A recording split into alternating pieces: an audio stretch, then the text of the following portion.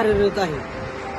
तर मी आज तुम्हाला महिंद्रा 2124 ओजाबद्दल थोडीशी माहिती देणार आहे।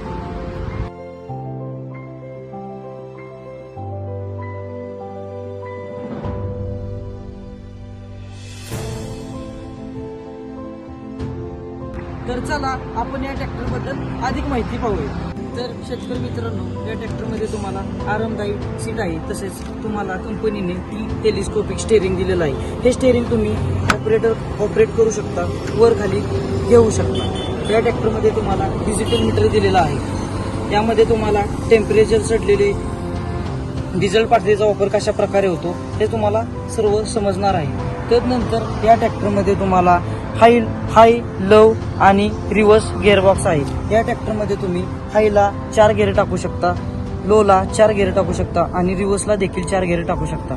या ट्रॅक्टरमध्ये तुम्हाला 540 इकॉनॉमिक व 540 स्टँडर्ड असा पीटीओ दिलेला आहे। या ट्रॅक्टर तुम्हाला 4 व्हील ड्राईव्ह आणि 2 व्हील ड्राईव्हसाठीही तुम्हाला ऑप्शन दिलेला आहे।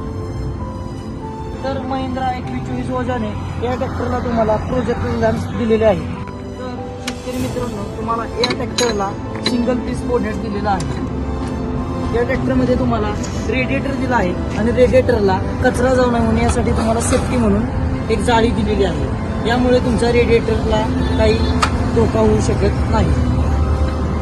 तर या ट्रॅक्टरमध्ये तुम्हाला ड्युअल ऍक्टिंग पॉवर स्टीअरिंग येते।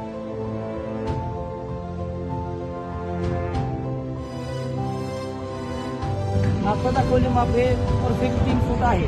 तर हा ट्रॅक्टर 3 फूट येतो। स्पेशली तुम्ही राहणार आपल्या आंतरमशागतीसाठी ट्रॅक्टर हा उत्कृष्ट चालतो। तर या ट्रॅक्टरमध्ये तुम्हाला प्रोफेशनल हायड्रोलिक येतो, जे की याची लिफ्टिंग कॅपॅसिटी 950 किलो आहे।